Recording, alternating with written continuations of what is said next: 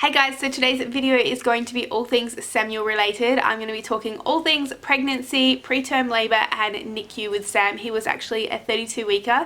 If you're new to my channel, welcome. My name is Tammie. I make mummy and lifestyle videos here on YouTube. I recently gave birth to my second little baby boy at 20 weeks on the 15th of March. I'll have his birth video in the cards up above, as well as the playlist linked down below for all of our pregnancy updates with his pregnancy. But for today, it's all about Samuel, so let's just jump on in and see how he came to be born at 32 weeks.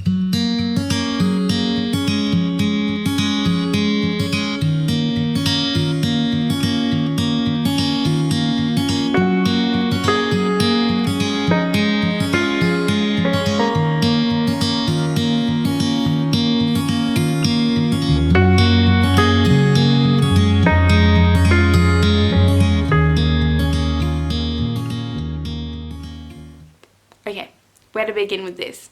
So if you are unfamiliar with Sam's story, he was born on the 29th of August 2015. He was 4 pounds 4 ounces or 1.94 kilos, 44 centimeters long, and had a teeny tiny head of 29 centimeters, or what I thought was teeny tiny. However, after Jackson, he was a staunch baby. I don't know what it is with me. I can create babies. They don't often make it.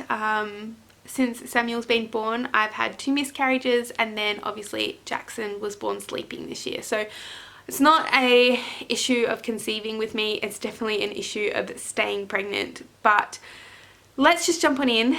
My early pregnancy with Sam was horrendous. From about 6 weeks onwards, I was violently ill for pretty much the whole time, to be honest. I had my very first midwife appointment. I was going to say OB, but it was definitely a midwife appointment at a different hospital to what I gave birth to him at.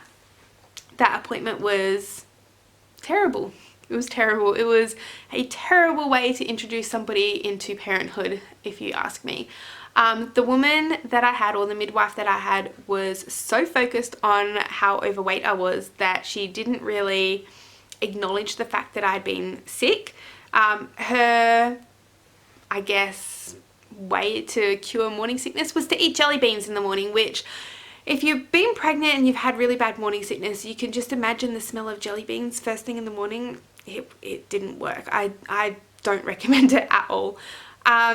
That was pretty much her solution. She didn't prescribe me anything. That was what I was supposed to do to cure my really bad morning sickness. After that appointment, I was really upset. You know, Matt was with me at that appointment, and to be honest, it was more humiliating than anything to be constantly told over and over and over again in a 1 hour period that you're overweight, you're obese. Like, I know that I'm overweight. You know, you don't need to remind me every 5 seconds.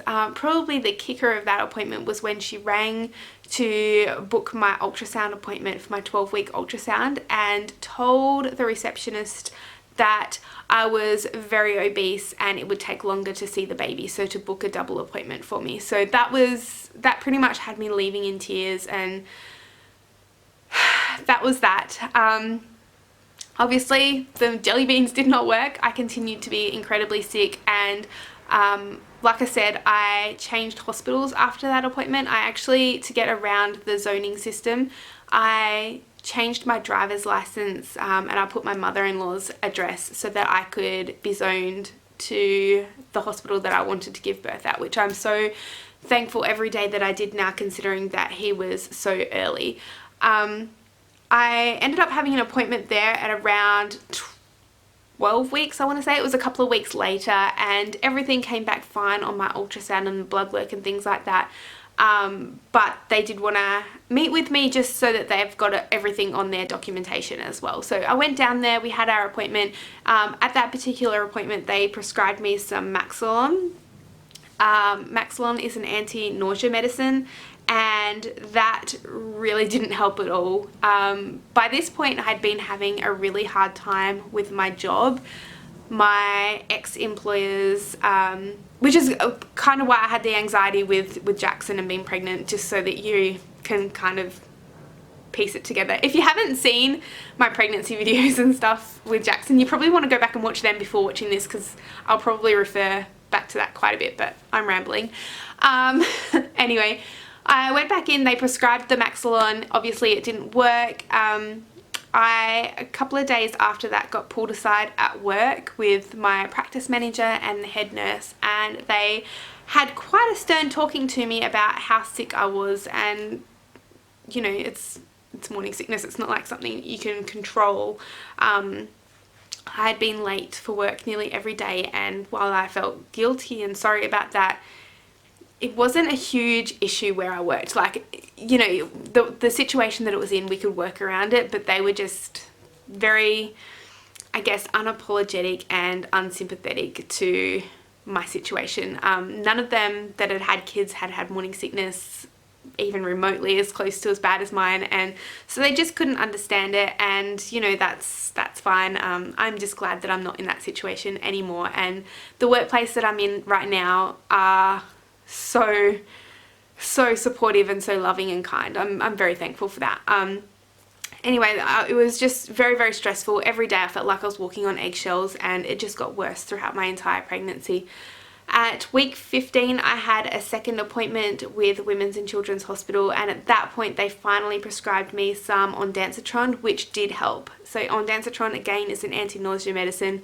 I can't remember how much they gave me. I think it was just a small dose, like 4 milligrams or something like that. It wasn't overly strong, but it really helped. It was very effective in that particular pregnancy. If you watch my current or Jackson's pregnancy videos, you'll know that I tried it again this time around, even the 8 milligram tablets, and they didn't really help. So I don't know, my body must have got used to it or something. Who knows. So I finally got that. Things started to get a little bit easier. You know, I'd take it as early as I could in the morning. I was still late quite a bit, but I could function at work. You know, I was able to function, which was really good. Jumping forward to about 21 weeks, we actually had our 21-week ultrasound in Western Australia. So Matt was asked to go and help set up Western Australia for his company, and that was a really fun experience for him, and I really wanted him to do it. So instead of having the ultrasound here, because he was going to be over there, we decided, well, his company flew me over to be with him as well, and we had our appointment over there. Western Australia and South Australia must have different rules, because in Western Australia I was told I had a short cervix, which could cause preterm labour. I think from memory I was measuring 29 millimeters. See, this is so long ago, I should have recorded this earlier. In Western Australia, a short cervix is anything under 30 millimeters. In South Australia, it's anything under 25 millimeters. So whatever that means. I'm not a pregnancy expert, I don't know. But basically I had a short cervix in one state, but in the other state it was deemed fine. I don't know. I had another ultrasound once we got back to South Australia with Women's and Children's Hospital here, and they said everything seemed fine, that I didn't need a stitch, and we were all good to go. Moving on to about 27 weeks, I think almost on the day, to be honest, from memory, I lost my mucus plug while I was at work. So you can imagine how stressed out I was about everything, about having a preterm baby. I'd actually had a friend that had a preterm baby, and she really struggled with it, with postnatal depression and stuff like that as well. So I was on edge, and then this happened at work, and again, no one cared. So I was at work, this thing's happened to me, I'm panicking, and no one cared. It just, the stress that I was under, just, it was, I've never felt so, never felt so glad to not work at a workplace before, if that makes sense.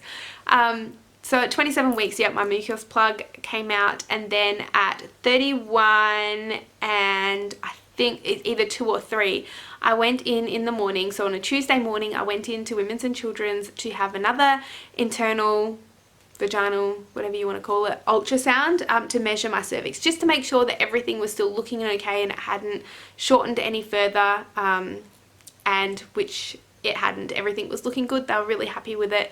And I went off to work for the day after that appointment. Very, very tired that day. I have to admit, that day I was more tired than what I had been for the entire pregnancy. So I was really, really tired. I went to work, managed to make it through the day, came home, we had something quick and easy for dinner, and I passed out. I was just out for the count. Now, fun fact, we weren't actually in this bedroom that I'm in right now. We were waiting on our new bed that we had ordered probably around the 20-week mark, because our old bed was really hurting my back, and you know, I was still working full time, so it was a perfect time to buy a new bed because we could afford it. So we went out, bought a new bed, we were waiting for it to come in.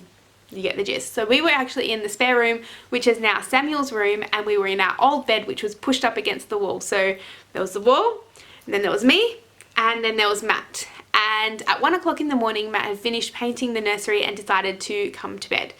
Well, he asked me to roll over, and as I've rolled over, my water broke. I thought I'd peed the bed. I was so embarrassed. I was like, oh my goodness, a grown-ass woman just peed the bed. How do you explain that to your husband? I was mortified, and I was laying there for a few minutes, and I'm like, how do I explain this to my husband that me, grown-ass woman, has just wet the bed? So I just asked him. I thought, you know, maybe I'll just put a towel down or something, and I'll sort it out in the morning. I just won't tell him. I was quite embarrassed. You know, I don't know.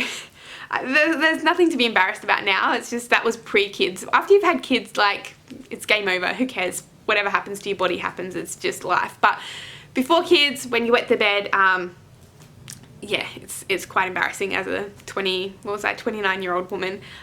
So Matt, I asked Matt to move out of the way.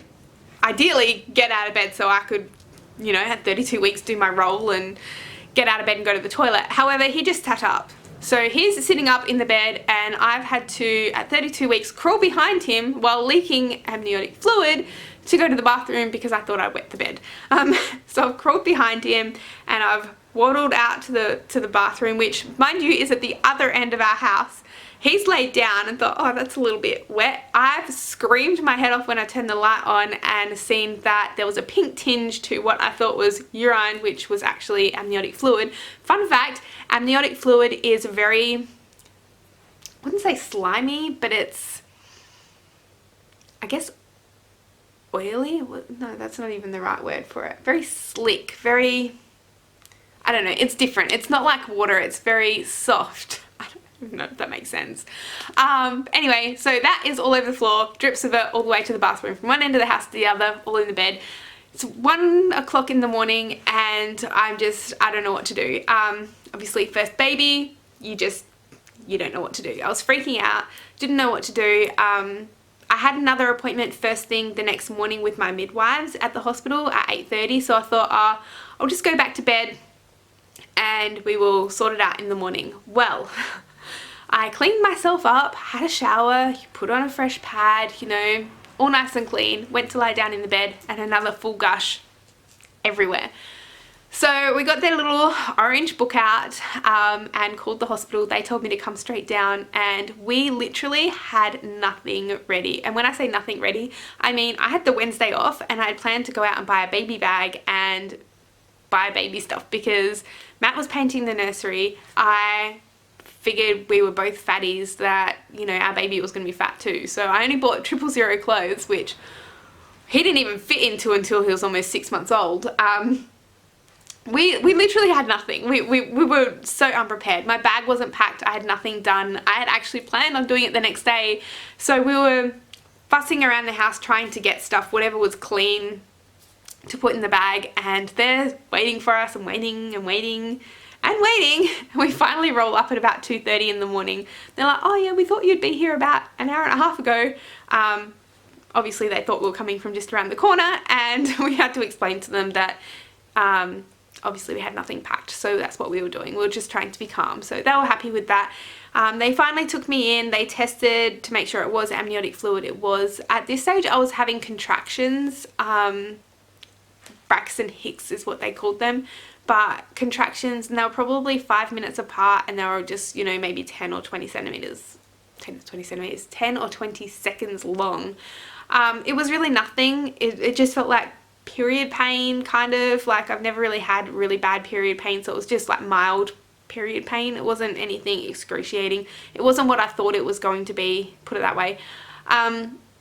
I finally got admitted at about 5:30 in the morning. Matt went home to bed and I just tried to sleep that day and relax.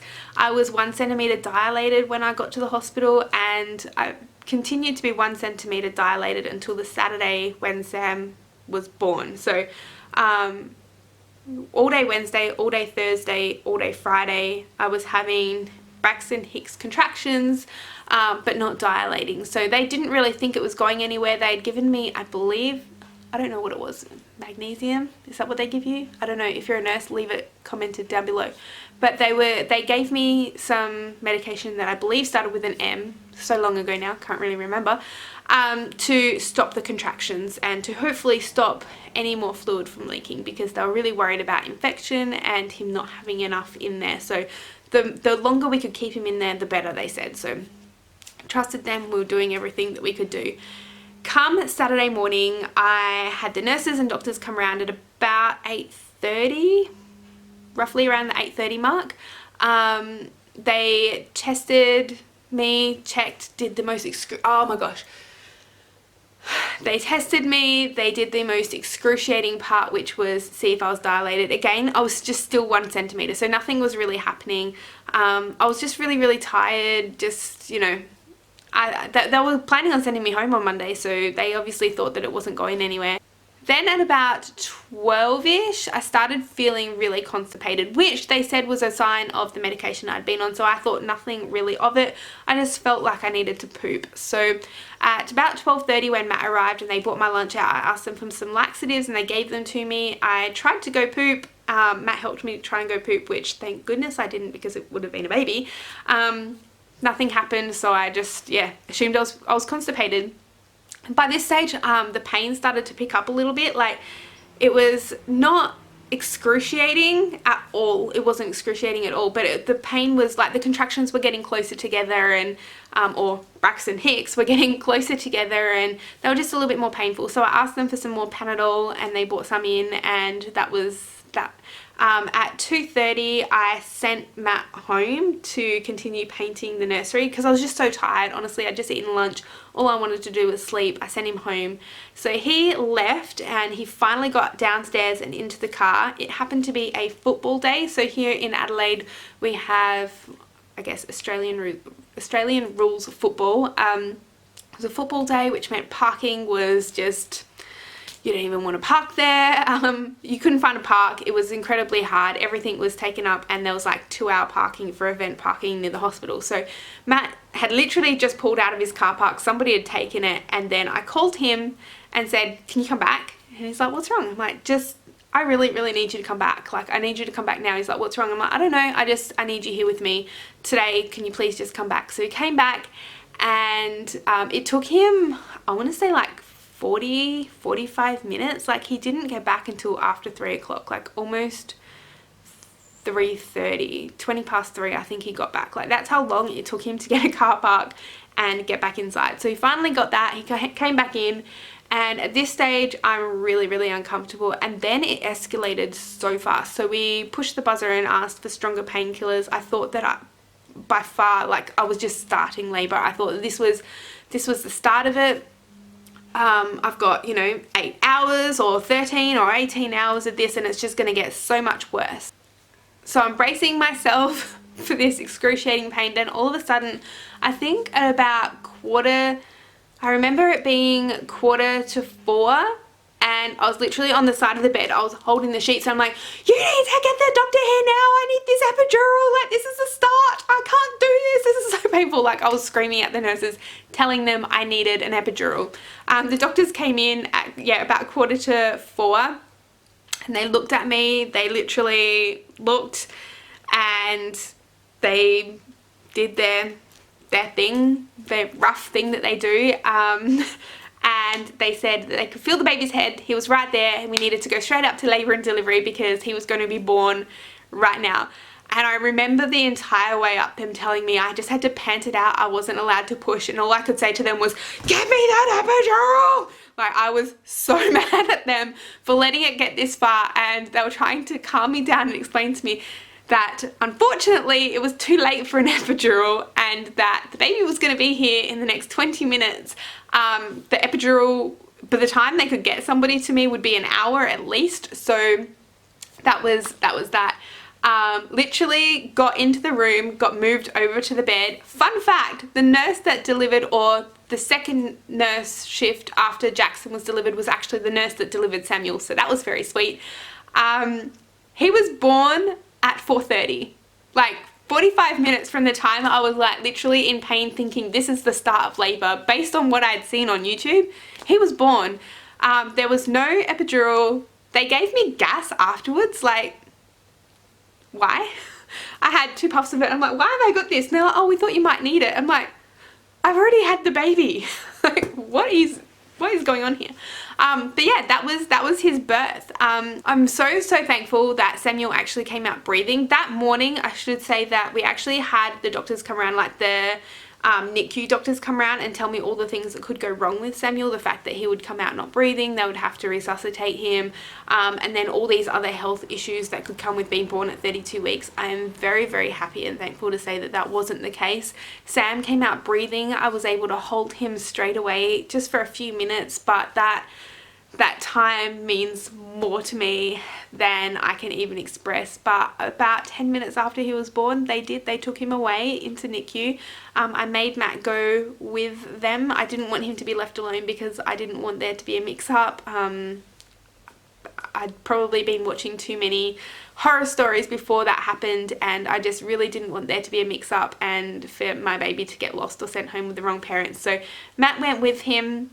I was in this room all by myself being stitched up because I tore, not badly, I think I had 4 stitches. I lost a litre of blood, so that was a bit scary. I think they were a bit worried about that. They tell me every time that I have to tell them that I lost a litre of blood last time, so I guess that's something important. But yeah, that was pretty much his birth. The whole NICU part was just so much worse. It was worse than what I could ever imagine. So that night, after he was born at about 9 o'clock, they finally let me go down and see him, which I was so thankful for. He was hooked up to all these machines, and honestly, that really broke my heart. I was so worried about him. The fact that I couldn't be with him straight away and they took him away from me, that was really hard. So I went down there, we had a cuddle and everything, and then Matt went home and they took me back up to the room because I had a catheter in, so I was really tired. They just said it was best if I try and sleep, so that's what happened. But the entire night that I was there, I think there was twins next door in the post-recovery ward. There was twins next door and the lady couldn't get them to settle. They cried all night long. Honestly, that was tough, not having your baby with you, being stuck in the bed because you have a catheter. I couldn't go anywhere. Listening to other babies, that was really hard. That was very tough. The next morning, I had my student nurse come out and a lactation consultant that taught me how to essentially milk myself. Because Sam was so small that he wouldn't have been able to latch on, so we tried to get as much breast milk out as we could. It took an entire hour of milking myself to get 1 mil of water, 1 mil of colostrum. So that was very painful and quite just the worst experience. And I literally, for the next day and a bit, spent as much time as I could milking myself, because at that point the breast pumps wouldn't get enough out to make it worth it. I don't know, the milk would get stuck in the pump. That's what they said. I couldn't pump straight away. I had to do it by hand. So sitting in this bed with these 2 women around me, literally milking me like a cow. I was waiting for Matt to get there. He didn't come back. He was just out of it until 11. I think he came to the hospital. But I remember going downstairs and just sitting with sitting with Sam for the entire day. They actually let me stay in hospital for 2 nights after he was born, which I'm so thankful for, just so that I could prepare myself for going home. The day that I left the hospital, that was the worst day. That day, I guess when you leave the hospital, you have to leave through their entrances, and I remember when I left, there were people loading up their newborn baby, and all I could think of was, I want my baby. And because we had all flowers and things like that, I had to wait with this trolley full of my things while Matt went and fetched the car. So I'm watching these people put their baby in the car, bawling my eyes out, and I remember driving home and just crying the entire way home because I couldn't bring my baby.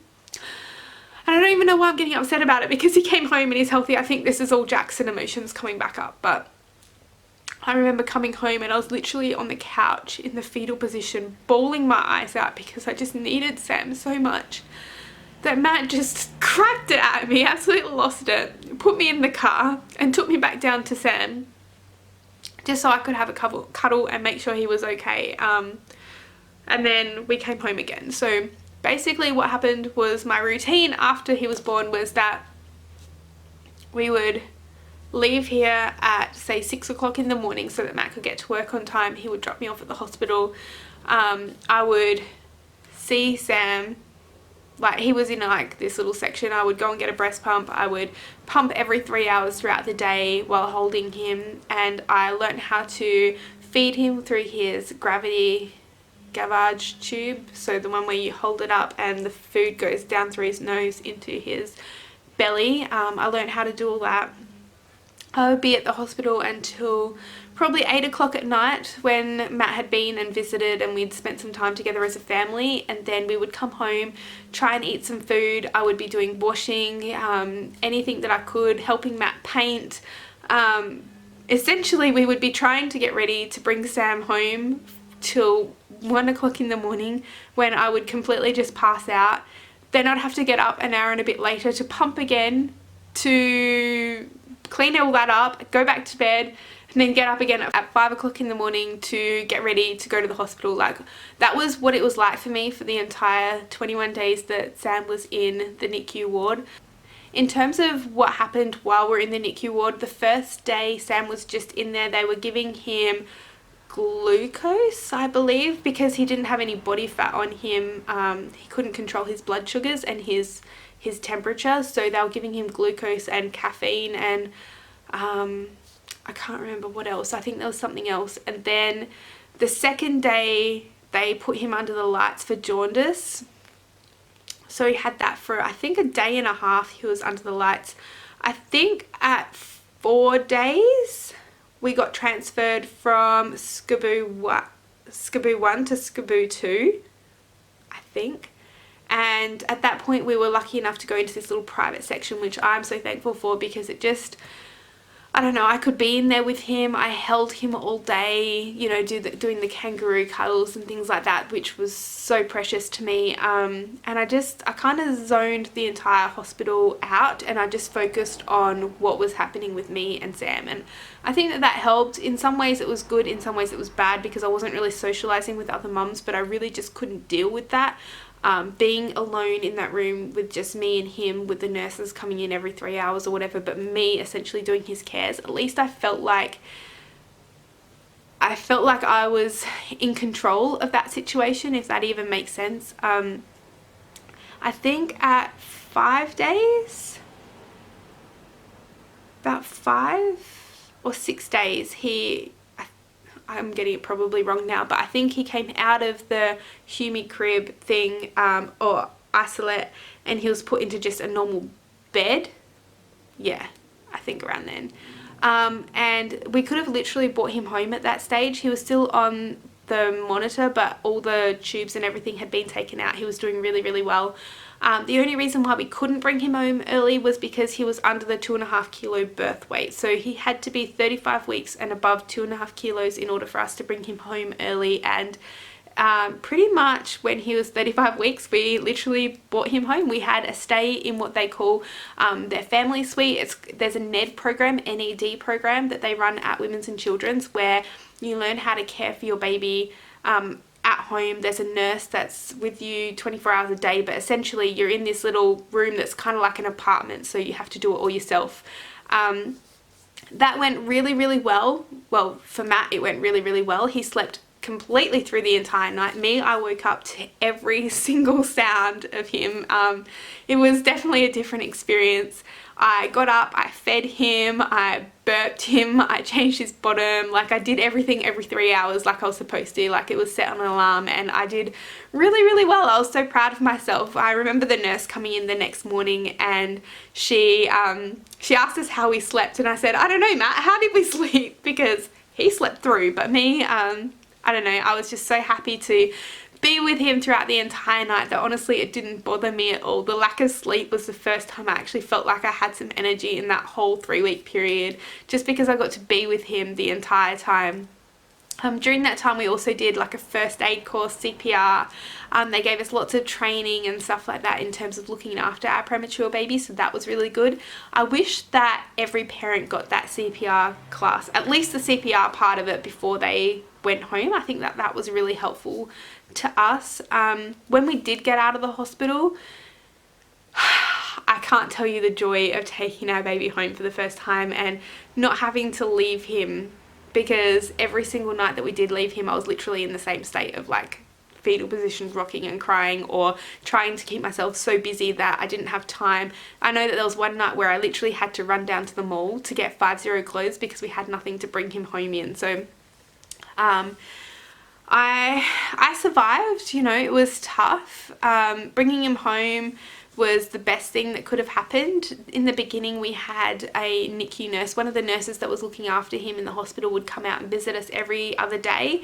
I believe for the first week that happened, maybe a week and a half and 2 weeks, and then they came out once every 3 days or 4 days or something like that, and then it became once a week. And then once he was able to be discharged from that program, then CAFS, so community something program, they took over. And if you have a baby that is premature, they generally come out every fortnight and weigh the baby for you. I think every fortnight for the first 8 months, and then it turns into monthly after that until a certain period of time, and then I think bi-monthly. So they come out and weigh the baby and do the health checks and things like that, ask us how we're coping and look after us, and really, really cared for us really well. So in that sense I was really thankful. But honestly, that NICU stay, any parent that has been through that journey, my heart just melts for you. I think our experience was on the easier end of the scale in terms that Sam was relatively healthy. He came out breathing and he really didn't need all that much assistance. Some of the kids that were next to him, I know there was this little girl that was next to him who was only 380 grams when she was born. Like Jackson was 330 grams, like 50 grams heavier than Jackson, and I know how small Jackson was, so I can just imagine how small she was, and the issues that they had and how long their stay was. It just, these families and you guys that have been in that situation, my heart just, you guys, I take my hat off to you, because I seriously thought doing a 3-week stint in NICU was tough, and now everything that we've been through with Jackson. Looking back on my journey, I think that our experience with Sam definitely helped with what we were going to expect with Jackson. It really, really helped in that sense. It helped me come to terms with everything a little bit easier. Not that anything can help you come to terms with it, but I kind of, I guess, knew what to expect. The feelings that I was going to have leaving the hospital and things like that. I was better equipped to deal with all that. So I do believe that Sam's journey was meant to be to help me get over or get through Jackson's journey. So he's doing really well now though. He's pretty much caught up with everything. He's going to be 3 in August. He's not potty trained yet. He does still have a bottle to go to bed at night, which I'm trying really hard to take off of him. I feel like every time we've tried to take away his bottle or potty train, something has happened in our family that's just completely ruined our, I don't know, routine, I guess you could say routine. At the moment he's got a cold, so you know, we'll get there eventually. We'll get rid of the bottle. We'll get him potty trained. His speech has picked up immensely, especially since Jackson has been born. He's definitely speaking a lot more. It was something that I was concerned about, him being delayed. So I'm really happy with his speech, and he was a great teether. He didn't get any teeth. He got his first tooth on his first birthday party. So there's that. He's just done so well. He's impressed me and surprised me every step of the way. And this kid of mine, he has more love in his little finger than a lot of people possess in their whole bodies, and that makes me, I feel so blessed. I feel so lucky to have him in my life. And honestly, with everything that we've gone through recently with Jackson, he's kept me grounded. He's my whole world. And I shouldn't say that because I have Matt and Jackson, but Sam is what keeps me going every day. And so I'm so thankful to have him, and I'm so happy to be his mummy. And yeah, anyway, that is his story. I hope you guys liked it. Please give this video a thumbs up if you did. Subscribe to my channel if you haven't already, and we will see you in our next video. Bye guys.